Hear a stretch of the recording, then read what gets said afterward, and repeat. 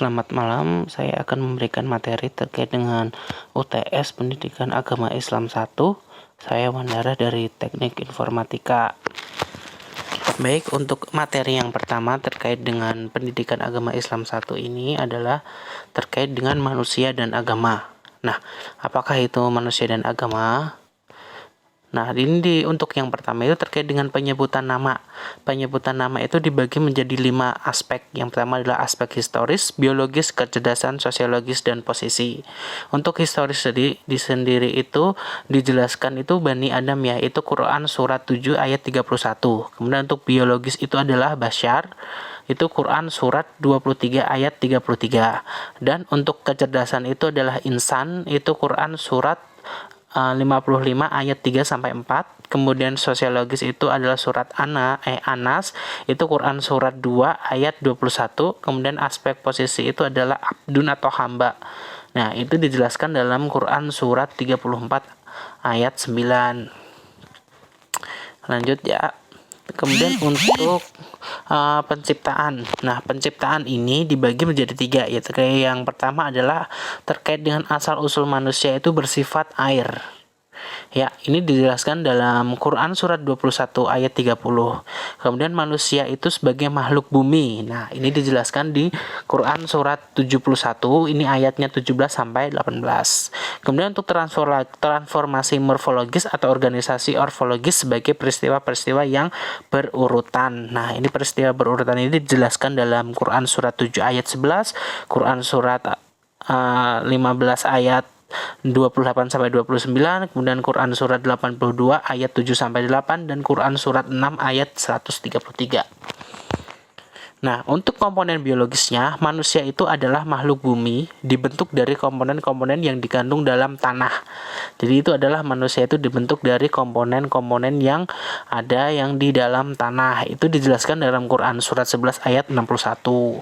Nah, itu ada turab tanah gemuk, itu adalah Quran surat 1837. Kemudian ada tin, itu adalah tanah lempung, itu Quran surat 32 ayat 7. Kemudian tinun lazib, itu adalah tanah lempung pekat, itu Quran surat 37 ayat 11. Kemudian salsalun atau lumpung seperti tembikar. Kemudian salsalun min hamain masnun atau lempung dari lumpur yang dicetak atau diberi bentuk, itu dijelaskan dalam Quran surat 15 ayat 26. Kemudian ada sulalatun mintin atau saripati lempung. Dan kemudian yang terakhir adalah air, dianggap sebagai asal-usul seluruh kehidupan. Ini dijelaskan dalam Quran surat 25 ayat 45. Nah, untuk sebelumnya, untuk sumber dari materi ini adalah kita kemarin adalah diberi materi oleh dosen kita, yaitu Pak Sunhaji, Sarjana Agama MM. Oke. Nah, kemudian yang keempat ini adalah reproduksi. Manusia itu berasal dari setetes air sperma yang ditumpahkan.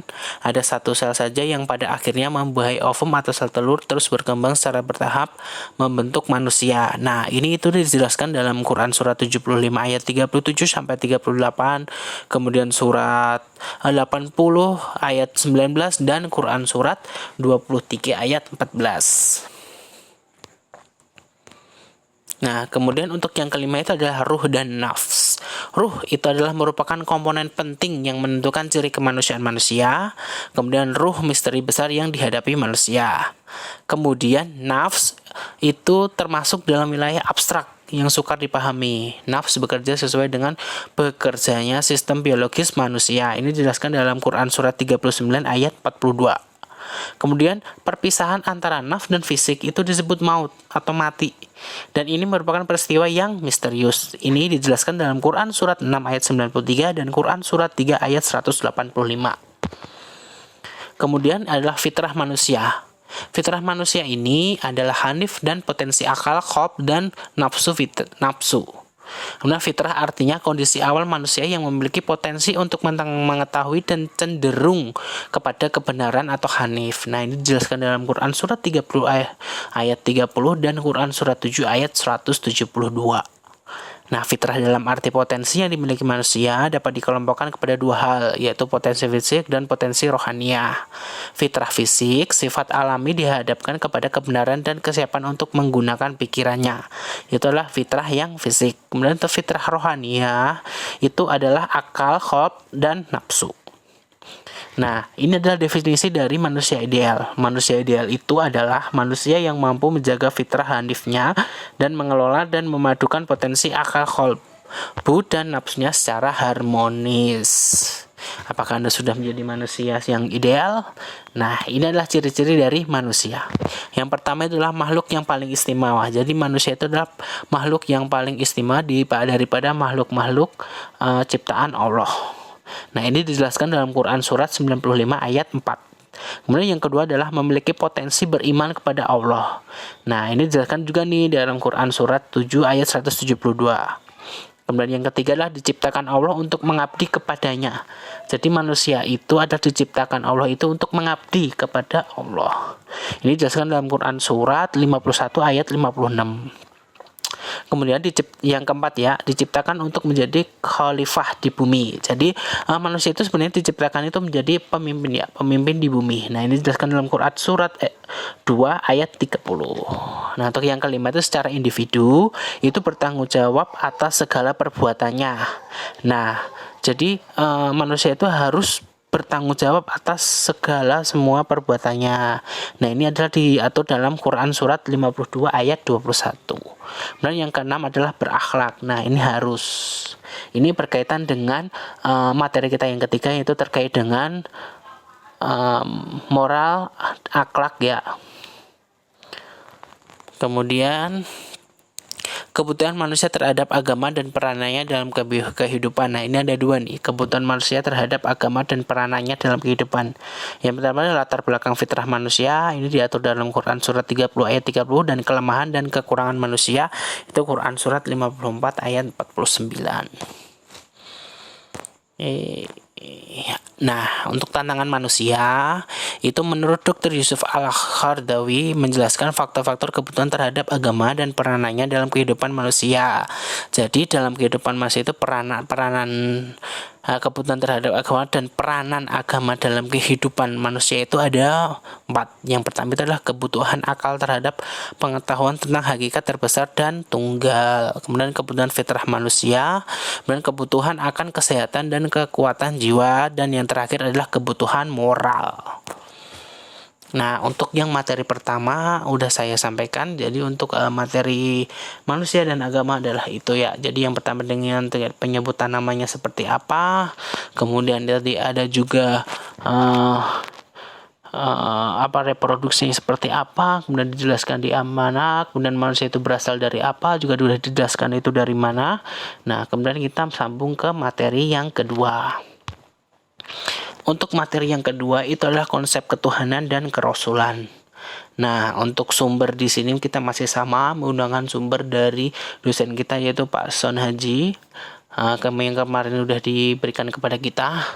Nah, sekarang kita akan menjelaskan terkait dengan apakah itu konsep ketuhanan dan kerasulan. Untuk yang pertama itu adalah konsep kerasulan.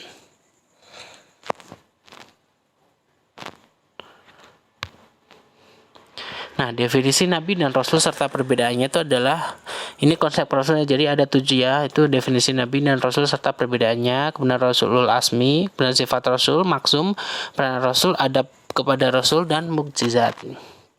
Nah, itu untuk yang Rasul itu ada 7. Itu 7 tadi kita akan bahas ke selanjutnya, dan ini untuk yang pertama adalah konsep ketuhanan. Nah, konsep ketuhanan itu dibagi menjadi 2, yaitu tauhid uluhiyah dan tauhid rububiyah. Nah, untuk yang pertama itu tauhid uluhiyah itu adalah meyakini dan percaya bahwa Allah Subhanahu wa taala yang wajib disembah dan ditaati dan dipatuhi. Jadi hanya Allah aja yang kita sembah, ditaati, dan kita patuhi. Untuk tauhid rububiyah itu adalah kepercayaan yang sebenarnya bahwa Allah Subhanahu wa taala adalah secara mutlak menguasai semua makhluk, tiada Tuhan selainnya, Maha berkuasa dan Maha esa. Nah, untuk dari konsep ketuhanan ini, Allah Subhanahu wa taala memiliki 90 nama indah yang disebut itu adalah Asmaul Husna dan mempunyai 20 sifat wajib yang sempurna. Oke. kita balik ke konsep yang kerasulan tadi ya, itu ada 7 poin. Nah, untuk yang pertama adalah definisi nabi dan rasul. Nabi itu adalah merupakan manusia laki-laki pilihan Allah Subhanahu wa taala yang diberikan wahyu untuk dirinya dan tidak diwajibkan untuk menyampaikan kepada orang lain. Sedangkan rasul itu adalah merupakan manusia laki-laki pilihan Allah Subhanahu wa taala yang diberikan wahyu untuk dirinya dan diwajibkan menyampaikan kepada orang lain. Perbedaan nabi dan rasul, bahwa nabi diberikan wahyu untuk dirinya, adapun rasul diberikan wahyu untuk dirinya dan disampaikan kepada kaum atau umatnya. Jumlah nabi sangat banyak ya, yaitu ada 124.000 mengikuti pendapat yang masyhur. Adapun rasul hanya 313. Seorang nabi belum tentu seorang rasul. Jadi nabi itu belum tentu seorang rasul ya. Tapi setiap rasul adalah seorang nabi. Nabi tidak diturunkan kitab. Adapun rasul yang menerima kitab untuk disampaikan kepada umatnya. Untuk nabi tidak diwajibkan mengetahui nama-nama nabi sih sebenarnya, tapi untuk rasul wajib mengetahui jumlahnya, dan namanya itu ada 25 rasul. Nah, untuk yang kedua kita akan menjelaskan terkait dengan Rasul Ulul Azmi. Nah, Ulul Azmi itu adalah Rasul yang memiliki kesabaran yang sangat tinggi dalam menghadapi banyak tantangan ketika menyampaikan dakwah atau seruan kepada kaumnya atau umatnya. Nah, kenapa mendapatkan gelar tersebut? Yang pertama itu adalah penghormatan Allah Subhanahu wa taala atas keteguhan hati dan penderitaan yang mereka tempuh semasa menyampaikan risalah Allah Subhanahu wa taala. Mereka tetap bersabar dan tidak berputus asa, malah senantiasa berdoa agar Allah memberi hidayah kepada kaum mereka atau umat mereka. Nah, untuk yang ketiga itu adalah kesabaran mereka yang sangat tinggi. Yang keempat itu mereka tidak memohon kepada Allah supaya ditimpakan azab kepada kaum mereka, walaupun boleh berbuat demikian. Untuk yang kelima itu mereka memiliki keteguhan jiwa yang tinggi semasa berdakwah. Nah, ini di bawah ini adalah Rasul Ulul Azmi. Nabi yang mendapat julukan Ulul Azmi atau Nabi atau Rasul yang memiliki ketetapan yang luar biasa dalam menjalankan kenabiannya itu adalah yang pertama itu Nabi Nuh alaihi wassalam. Kemudian yang kedua adalah Nabi Ibrahim. Kemudian itu ada Nabi Musa, kemudian ada Nabi Isa, dan terakhir adalah Nabi Muhammad sallallahu alaihi wasallam. Nah, kemudian ada sifat Rasul. Sifat wajib dan mustahil bagi Rasul. Jadi itu wajib itu adalah asidik itu benar, amanah itu jujur, tabligh menyampaikan, dan fatonah itu bijaksana. Itu adalah sifat wajib bagi Rasul. Kemudian sifat mustahilnya itu adalah berkebalikan atau bertolak belakang dengan sifat wajib yang tadi. Yaitu al-kibs itu berdusta, khianah tidak jujur, kemudian al-kitmah menyembunyikan, dan al-balada adalah bodoh. Jadi asidik itu adalah sifat wajib, kemudian al-skip itulah berdusta, kemudian amanah itu jujur itu sifat wajib, kemudian mustahilnya itulah khianah tidak jujur ya, kemudian tabligh itu adalah menyampaikan, kemudian mustahilnya itu al-kitman, kemudian wajibnya fatonah, mustahilnya al-balada atau bodoh. Nah, bahwa Rasul hidup sebagaimana manusia biasa yang tidak menjelaskan martabat mereka sebagai utusan Allah seperti berkeluarga, makan, minum, tidur, dan bekerja. Nah, untuk yang selanjutnya itu adalah maksum. Maksum itu apa sih? Nah, bahwa Rasul dan Nabi terpelihara dari melakukan perbuatan dosa kecil ataupun dosa yang besar, serta suatu perkara yang akan mencacatkan kemuliaan mereka sebagai utusan Allah. Mengapakah sifat maksum perlu ada pada para nabi dan rasul? Nah, yang itu ya adalah menjaga martabat dan kemuliaan mereka sebagai utusan Allah. Mereka ini membawa syariat yang besar dan petunjuk kebenaran perintah yang berbentuk suruhan, larangan, serta pandangan hidup. Yang ketiga itulah supaya mereka dapat menjadi contoh ikutan kepada umat mereka dari segi pergaulan, tingkah laku, dan segala aspek kehidupan. Nah, untuk peranan Rasul itu sendiri itu ada 7. Yang pertama adalah menyeru manusia untuk menyembah Allah. Yang kedua itu mengajarkan seluruh manusia cara beribadat yang betul. Kemudian yang ketiga adalah menyerukan kebaikan dan memperbaiki akhlak manusia. Kemudian yang keempat menyampaikan berita gembira dan bertindak sebagai pemberi ingatan. Kemudian yang kelima mengejar dan menerangkan perkataan gaib seperti hakikat ketuhanan, surga, dan neraka. Kemudian yang keenam menunjukkan cara kehidupan Islam sebenarnya. Kemudian yang ketujuh adalah menyampaikan segala perintah dan larangan Allah Subhanahu wa taala. Nah, untuk yang adab kepada Rasul ini adalah yang pertama itulah senantiasa melakukan sholawat kepada Rasul, mengamalkan sunnah Rasul dalam kehidupan sehari-hari, kemudian beriman dengan ajaran yang dibawa oleh Rasul, kemudian mengasihi dan mencintai mereka melebihi makhluk lain, mentaati ajaran Rasul dengan hati yang ikhlas. Untuk yang konsep yang terakhirnya, konsep ketuhanan dan kerasulan ini, yang terakhir adalah mukjizat. Mukjizat ini adalah perkara luar biasa ya yang dianugerahkan oleh Allah kepada para nabi dan rasul untuk membuktikan kebenaran kenabian dan kerasulan serta melemahkan musuh-musuh mereka.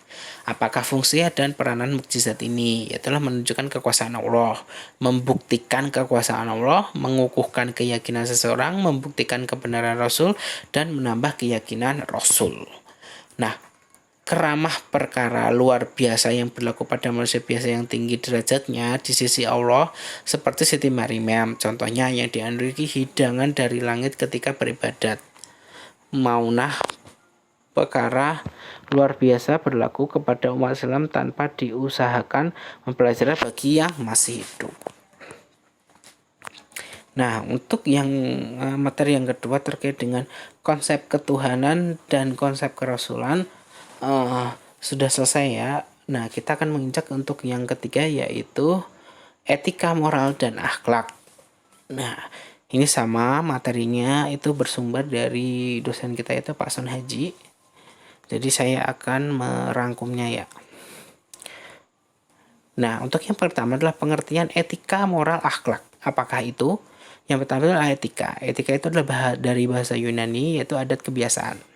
Jadi, sebuah tatanan perilaku berdasarkan suatu sistem nilai dalam masyarakat tertentu.